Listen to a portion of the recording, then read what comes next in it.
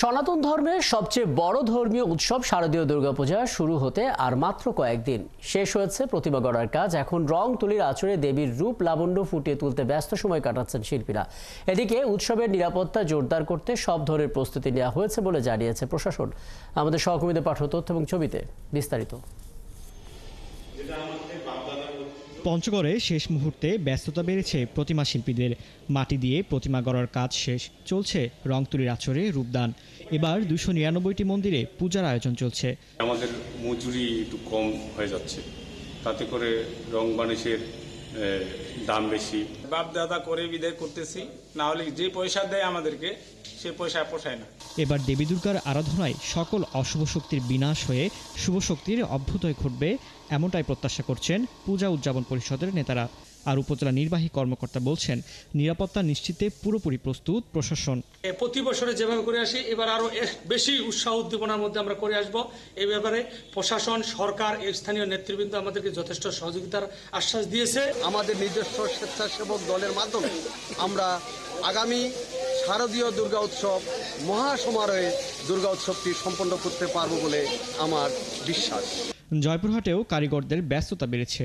জেলার 5 উপজেলার 32 ইউনিয়নে 291টি মণ্ডপ ও মন্দিরে দুর্গোৎসবের যাবতীয় প্রস্তুতির কাজ চলছে।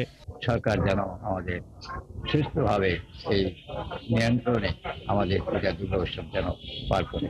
বিভিন্ন রাজনৈতিক নেতৃবৃন্দ এবং প্রশাসন আমাদেরকে উৎসাহিত করেছে এবং সাহস জুগিয়েছে, যার ফলে আমরা আশা করি অন্যান্য বছরের তুলনায় এবছরও ভালোভাবে পূজা উদযাপন হবে। এদিকে দুর্গোৎসব নির্বিঘ্ন করতে প্রয়োজনীয় ব্যবস্থা নিচ্ছে জেলা ও উপজেলা প্রশাসন। যদি আমরা কোনো ঝুঁকিপূর্ণ কোনো তথ্য পাই বা ইনফরমেশন পাই, সেক্ষেত্রে আমরা অতিরিক্ত আমাদের ফোর্স বা অতিরিক্ত ভিজিলেন্স আমরা বজায় রাখবো। রাঙামাটির পূজা মণ্ডপগুলোতে রং তুলির আঁচড়ে শেষ সময়ের প্রস্তুতির পাশাপাশি চলছে সাজসজ্জার কাজ। দেবী দুর্গার সঙ্গে রং তুলিতে সাজিয়ে তোলা হচ্ছে কার্তিক, গণেশ, লক্ষ্মী আর দেবী সরস্বতীকে। মায়ের প্রতি নিবেদন থাকবে, আবেদন থাকবে, আমাদের দেশের মঙ্গল হোক।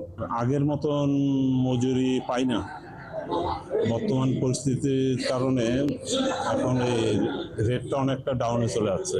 এবার জেলার 44টি পূজা মণ্ডপে শারদীয়া দুর্গোৎসবের আয়োজন চলছে।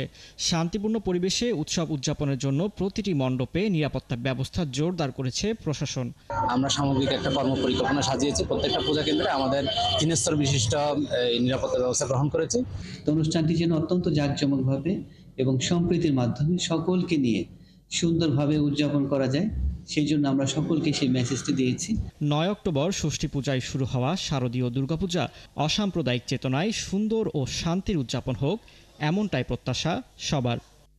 ফারদিন নীরব, 71।